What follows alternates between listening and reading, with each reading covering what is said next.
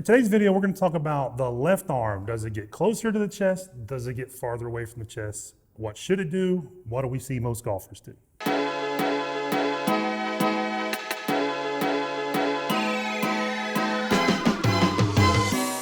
right, Sean, David G wants to know about the left arm. As you turn into the ball, does it get closer to the chest or farther away?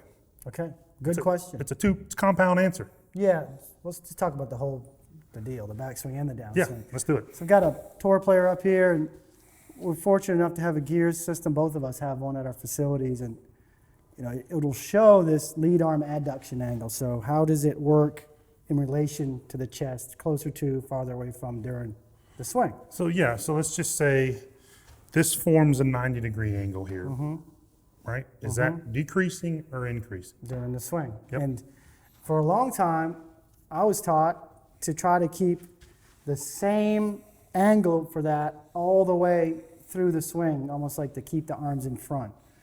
So right here? Yeah, so Mike's going to demonstrate. Throughout the whole swing, no matter where you are, yeah, you would keep hands that. are staying opposite the chest. Yeah. It doesn't really happen. It doesn't work like that. And the best players, it absolutely does not. And let's just say at address, whatever this angle would be, as you swing back, that arm will start pinning about halfway into the backswing. It'll start pinning more closely to the chest. This particular player loses about 30 degrees. So if it's 90 in here, let's say, it loses about 30 degrees, so it starts to pin as it goes back. Right. So from face on, you're looking at here, say 90, Yeah. right there, top of the back. Yeah, that's a good way to look at it. Now, the point where it gets interesting is what it does in the downswing, and the timing of these things is what we're always talking about. You just can't look at impact. It's how things get to impact is more important. So top of the swing, you've taken, let's say, 90 to 60. And I'll do it in this plane of motion so it's easy to see. So 90, 60. As I start rotating, my chest is actually going to turn into my arm a little bit. So they get a little more pinning, we'll just call it that, of the lead arm to the chest right in this area. So maybe that number goes from 60 to 55. Yeah, and then from there, it's almost like a little boost. When they do that, they have a platform at that point to swing the arms off the chest, and that's a major speed producer. Yes. I think it's a mistake, and I know it's a mistake for golfers to turn into the arm and keep it that way all the way through. And we haven't seen any of the best players in the world do that. None, zero. There's not a lot of things you can say 100% do or don't do. This is one of those things. It's just not something the best players in the world do. And a lot of the really good ones we've seen, but probably everybody really, is farther off the chest with the lead arm. Again, 100%. Than when they started. So whatever this angle is, kind of at address, it's going to be a little bit different for everybody depending on how they set up. But let's just, a stock position right here, just kind of across my chest a little bit. At impact, they're going to be off the chest more than they started. Every pro we've measured, there's a lot of them. Yeah. That's 100% true. That number has increased, not decreased. Right. So you have to be careful with the drills that tie you together too much. And again, some of these drills like the glove under the arm, it's going to be good for some people. Sure. It's going to work for that person that really probably does this and needs to feel a little bit more.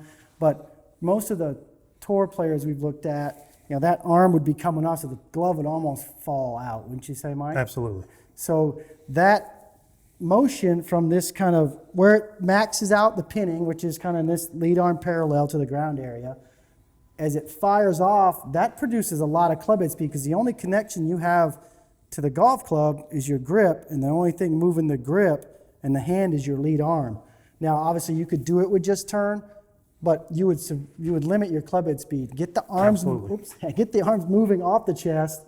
You're going to create some club head speed, and also help you kind of shallow the club out and square the club face and all those good things. And there's one big move that we see the club golfers do that really kind of foils all of those good things that the pros do. So take yourself back up to the top. Use this way. And let's kind of face you down the line here on our camera here. So he's got, we'll just say 60 degrees of separation here. Started at 90, we'll just say 60 degree like most of the pros do. Now let's take it to about 40 degrees where this left arm gets really across the chest. So now Sean's left in a position where he's got this left arm really stretched and pinned across the chest. His first move is going to be like a rubber band snap, where shoulders and everything are gonna go out. This is a classic cause of over the top. Absolutely. This overpinning of the arm and the In an effort conjunction with that. to get more rotation. Yeah, and more in a longer backswing. Yep. When you do that though, not only does the arm pin, it puts your right arm too far behind your shirt seam here. Yep. Like a right arm that's kind of severely pulled back behind you.